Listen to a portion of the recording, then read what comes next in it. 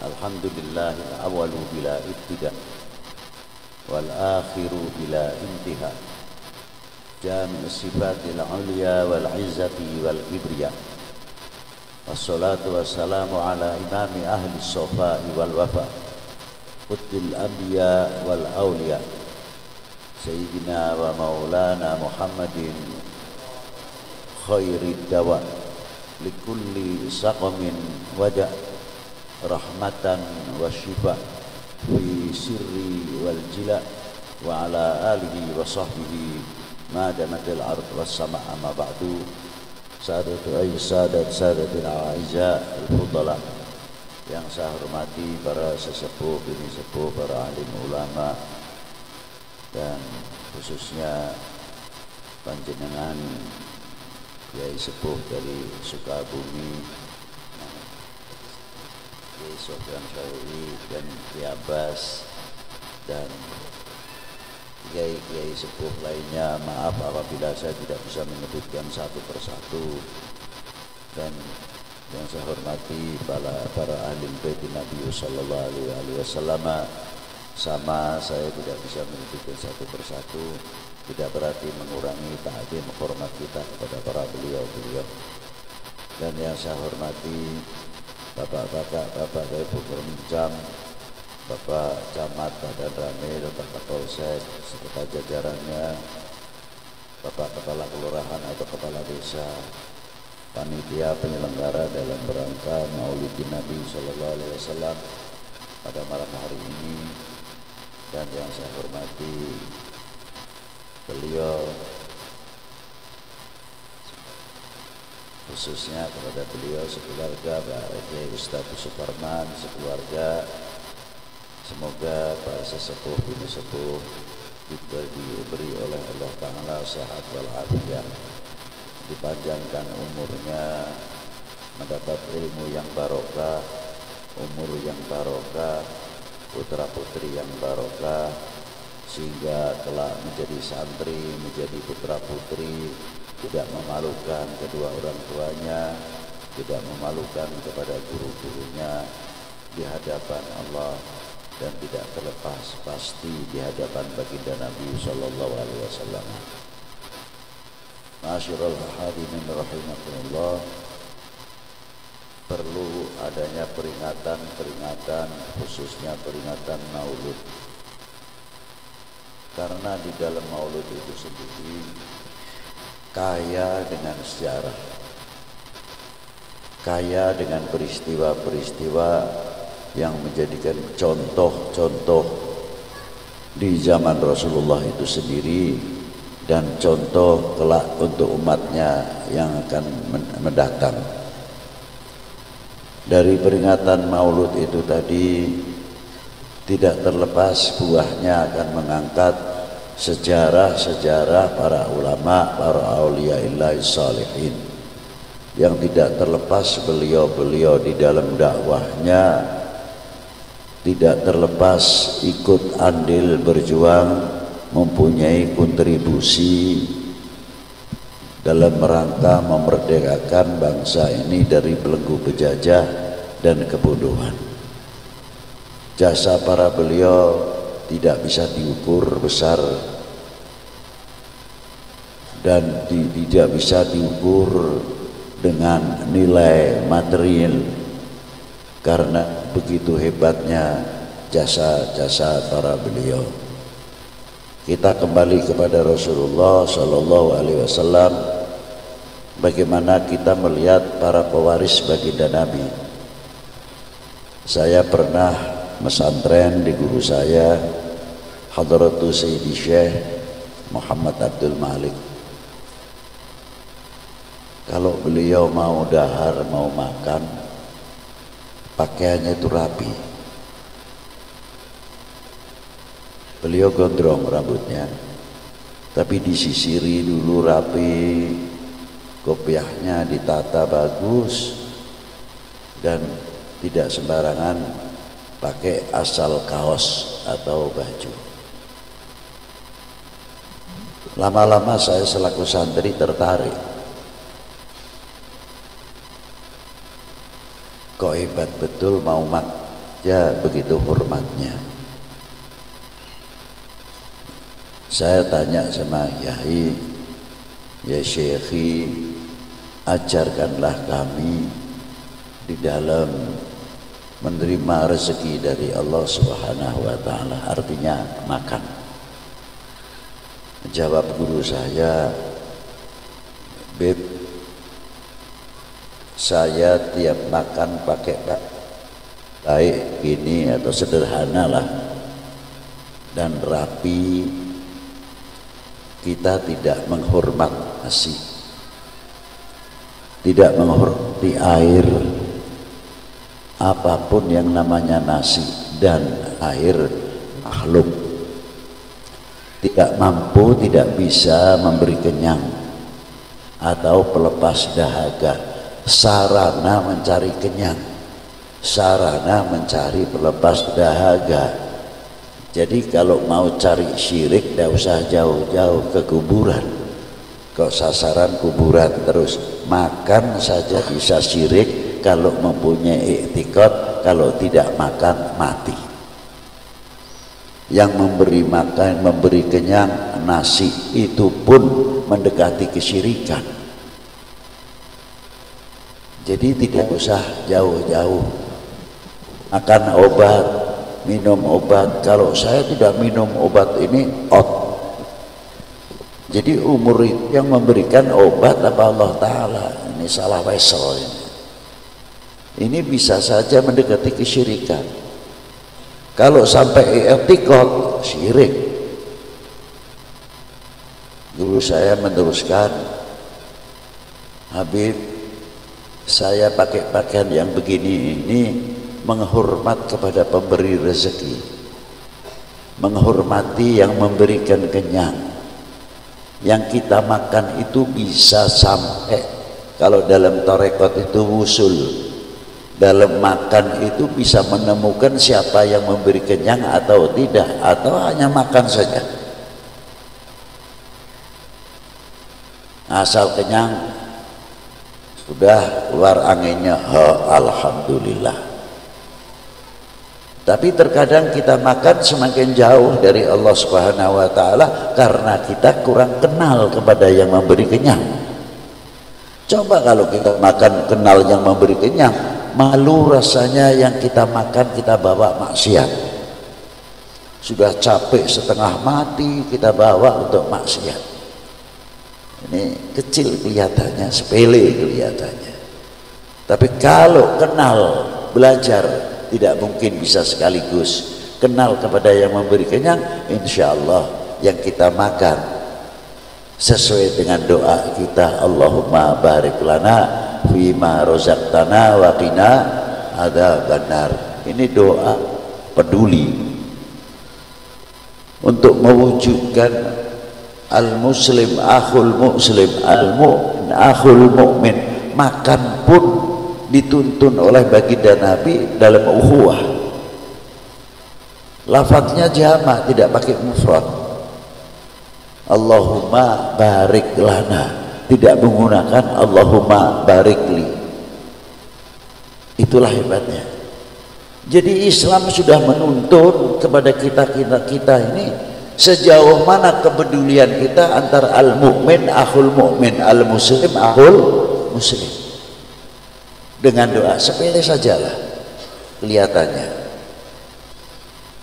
Maka dengan didikan saya punya guru itu tadi, Habib ini satu butir, kalau saya makan ini jatuh saya ambil sekali, karena apabila tidak madorot saya masukkan ke piring, tapi sekiranya ini jatuhnya kotor saya sisihkan, karena satu butir nasi saya tidak mampu untuk membuat, satu butir nasi saya tidak mampu menciptakan.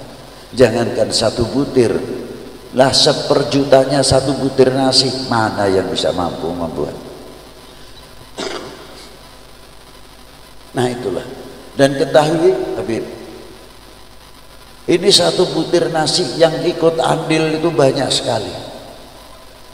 Dari mulai mencangkul sampai kalau di tempat kita membajak atau meluku, garu, dan manfaatnya jelas untuk kepentingan umat, bukan manusia saja. Maka apabila ya Rasulullah, Allahumma barik lana fima rozaqtana, yang mencangkul dapat, yang menunai padi dapat, yang membaca dapat,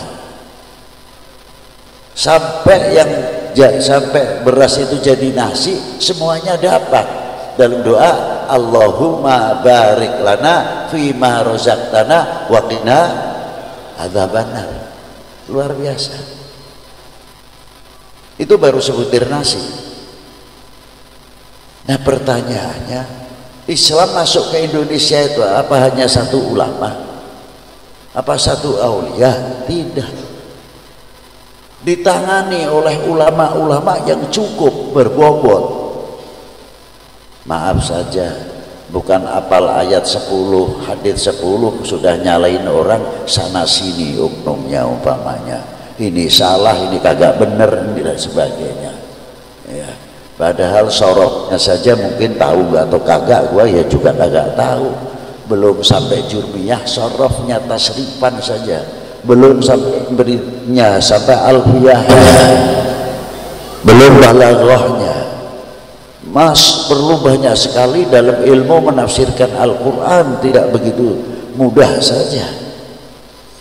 Para beliau yang datang masuk ke Indonesia dalam perjalanan melalui proses.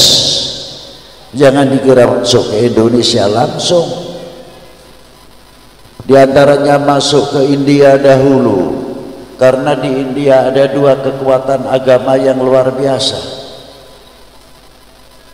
Maka para beliau dari Imam Al-Amir Abdul Malik, putra Al-Imam Alwi Amal Faqih, beliau putra banyak Imam Alwi Amal Faqih.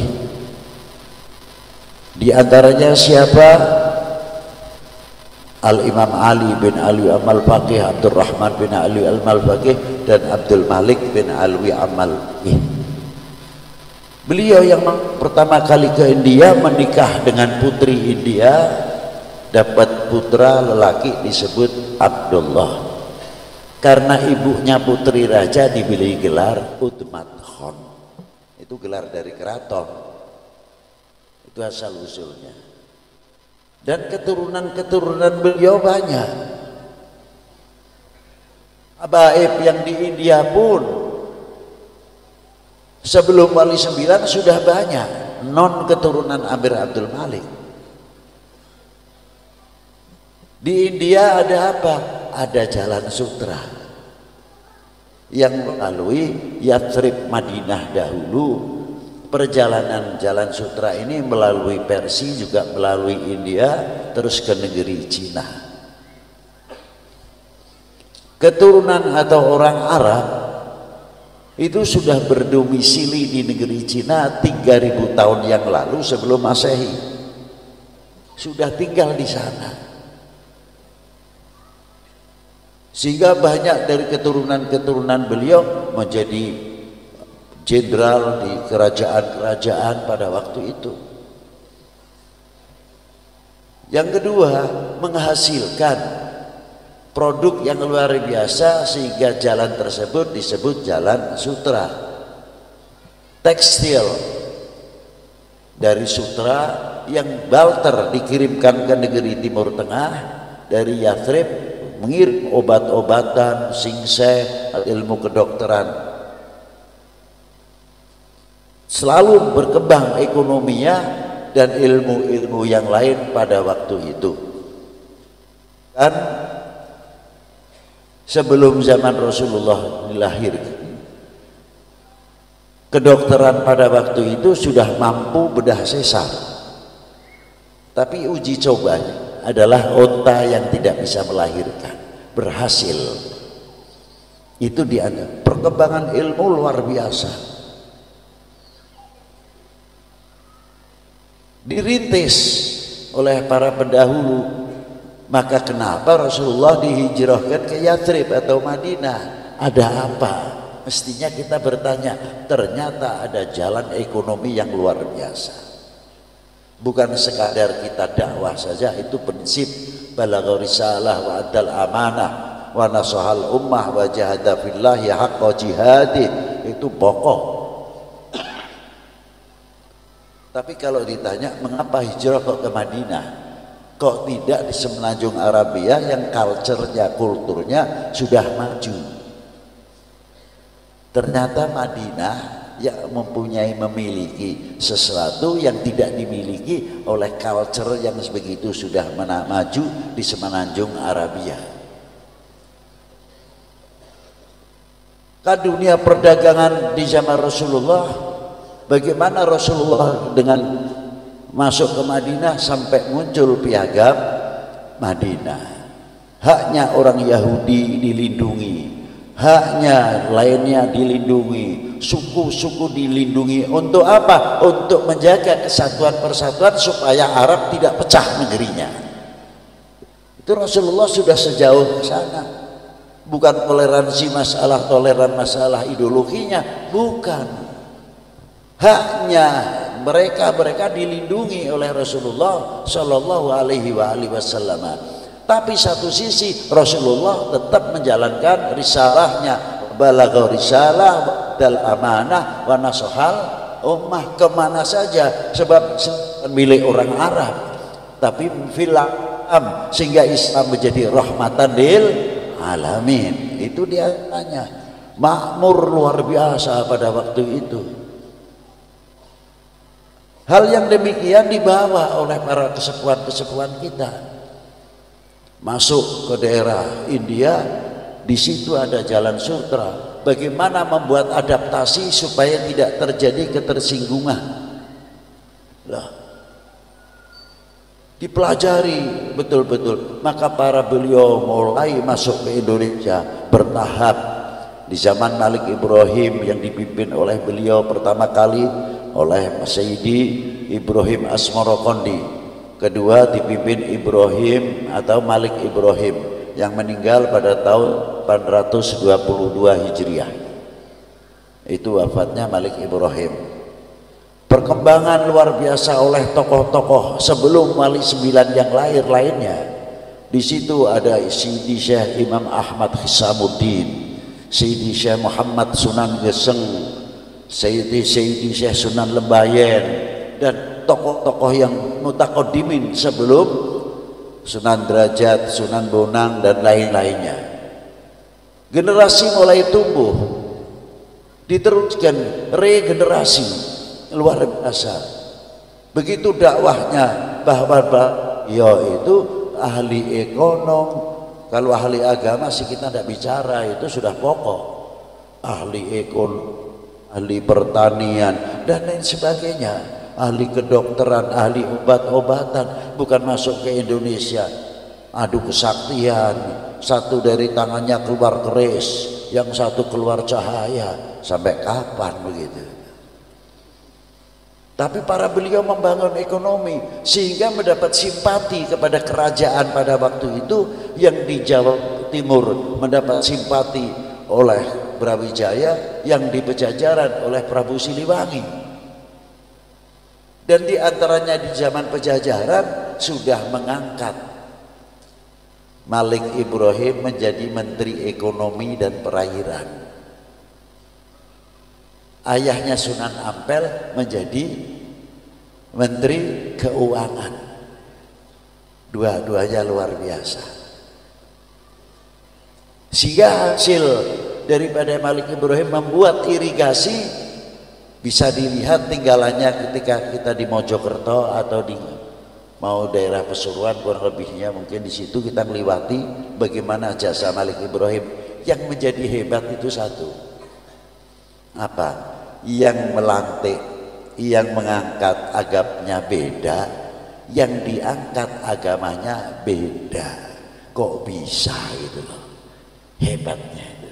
Jadi kalau kita berbicara toleran, tertinggal jauh dibanding para kesepuan-kesepuan para pendahulu. Itulah.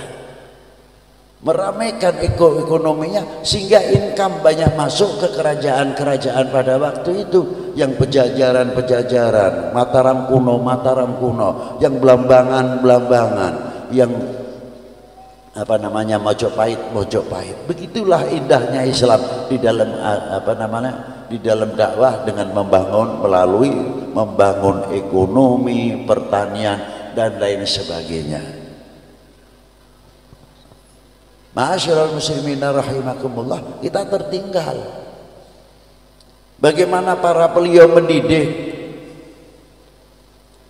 cinta bangsa, cinta tanah airnya, diteruskan oleh regenerasi dalam menuangkan sejarah, untuk mengingat sejarah pakai filosofi yang sangat tinggi. Jangan salah paham, sedekah bumi, ada sedekah laut. Kalau kita lihat yang negatifnya, kita jangan lihat yang negatifnya dulu. Intinya ini kemana sebetulnya? Kok ada sedekah bumi, ada sedekah laut. Kalau kita jadikan satu, sebetulnya maknanya cinta tanah air. Lihat itu. Cuma penjajahan pada waktu itu di zaman Portugis sangat kuat. Kalau kita nyolong, nanti kita selalu diawasi oleh penjajah pada waktu itu. Terus ada lagi, bagaimana caranya menanamkan merah putih. Itu ulama dan tokoh-tokoh bangsa ini. Kita tidak bisa sejarah itu. Punten, yang di sini itu kalau buat rumah itu masih pakai janur tidak? Lah sebagian itu masih ada di budaya ini. Pakai nur, tiwu, pare, lapa, cau, masih pakai dah. Masih pakai. Dipasang luhurna bumi. Nah, masih ayat. Maaf bahasa Inggris sebentar. Lah itu satu. Putihnya nanti masangnya. Sebab di luar bendera penjajah dan instansi pemerintahan Hindia Belanda pada waktu itu pasti pasang benderanya bendera mereka. Kalau kita langsung pakai merah putih, ya didor kalau tidak kebetulan. Tapi ulama kita tidak kalah. Bagaimana caranya? Bikin kasih nih janur, tiwu, lapa, pare, sang atau cau, baru pakai selamatan, ayanu pakai manakib, ayanu pakai berjanjen, ayah begini pakai selawat dibaca sarengan. Menyanyi kepul kene harumna kemana-mana. Belanda bungsa ninggalan eta, bingung Belanda ini, apa ini luar biasa. Kongnya, panggang ayamnya, amin. Lama merah putihnya dibasah, dibelebetkan di tiang ke atas. Belandanya mau melarang, tidak bisa. Wah, ini culture, ini budaya, tidak berani. Kalau mereka menanamkan, Belanda mereka mengenalkan bendera mereka di luar, tapi bangsa kita menanamkan merah putih dari setiap rumah harus ada merah putihnya untuk cinta bangsa dan cinta tanah airnya. Luar biasa. Kita itu dah pasang, nanti pasang rengnya lama. Pasang usuknya sengaja lama, tidak langsung dipasang. Tunggu 7 hari, terkadang sampai 10 hari. Dengan alasan rengnya belum matang dan sebagainya, masih direndam, masih itu, masih ini. Iyalah, terpasang merah putih, lama-lama tertutup oleh genteng-genteng. Berarti penanaman cinta bangsa, cinta tanah air sudah dari dulu dilakukan. Tapi ada pertanyaan, Mbak. Mau tahu enggak? Jawab yang tegas. Mau tahu nggak? Nah, kira-kiranya ya kalau musim hujan tidak masalah, kalau musim halodo tidak hujan, itu kira-kiranya janur yang begitu cantik itu menjadi layu tidak? Kena panas layu, tiwunya atau tebunya layu, manisnya kurang, cauknya mateng, parenya yang tadinya kuning bagus jadi kelat. Coba kelapanya sama, merah putih itu tur tidak? Itu filosofi. Silahkan mereka luntur, merah putih adalah tetap merah putih gitu ya.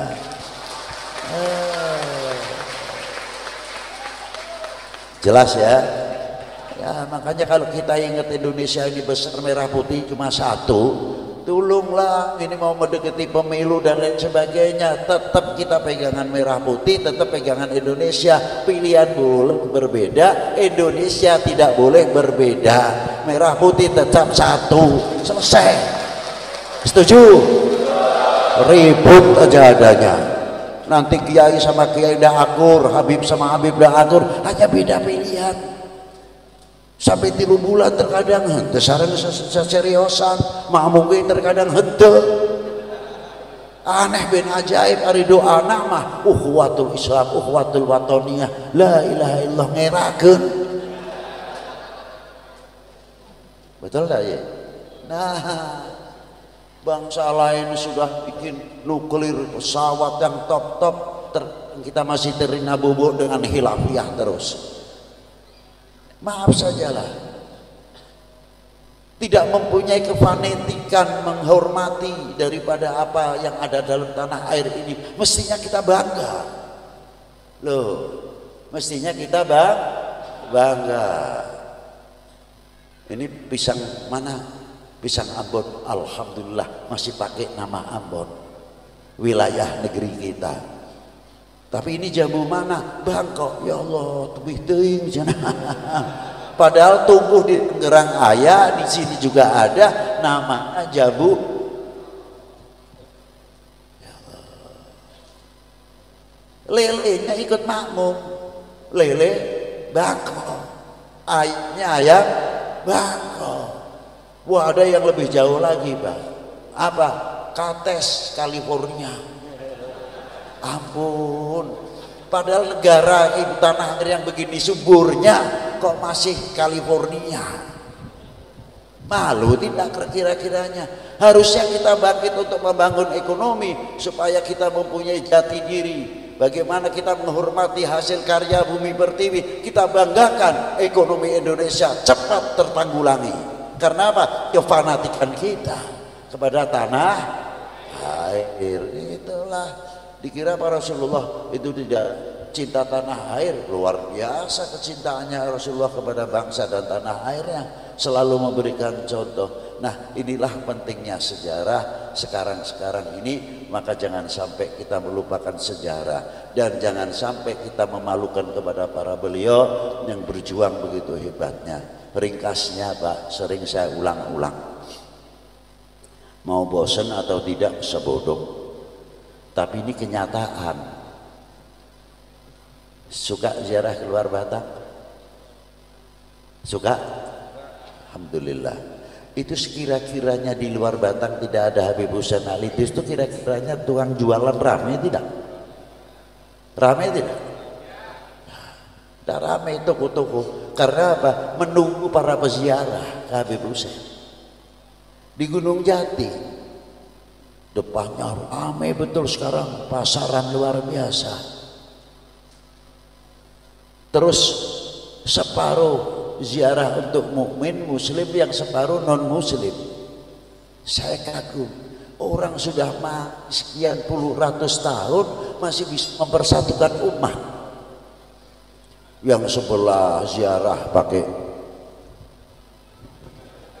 ada lagi yang caranya lain, menyan dari yang kecil sampai yang besar, gak ribut. Yang kita sebelah, yang tahlilnya panjang, yang tahlilnya keras, illallah. Sebelahnya santai. Illallah. La ilaha illallah. Sebelahnya gitu. Allah. Jadi ya Latif, ya Latif, ya Latif, ya. Enggak ribut. Masing-masing bisa kompak, rukun, luar biasa. Jadi saya kagum dengan Maulana Syarif. Allah satu sisi bisa mempersatukan umat, bisa mempersatukan bangsa, jika tidak terjadi khilafiyah, sama-sama mempunyai hak luar biasa. Yang kedua, mampu membuat ekonomi kerakyatan. Mana kuburan Bali 9 yang sepi, saya mau tanya. Sampai keluar Batang, rame orang ziarah, luar biasa. Jadi saya pikir ini orang mati masih bisa memberi hidup, yang memberi makan yang hidup. Lah kita ini yang langkahnya lebar masih hidup, mampu sejauh mana? Mempersatukan kita antar kita saja sulit. Ini satu contoh, mestinya kita malu kepada para beliau yang telah mempersatukan bangsa ini. Maka saya tanya kepada para bapak semuanya, wahai bangsaku yang kubanggakan, apakah dirimu terpecah? Jawab yang keras. Assalamualaikum warahmatullahi wabarakatuh.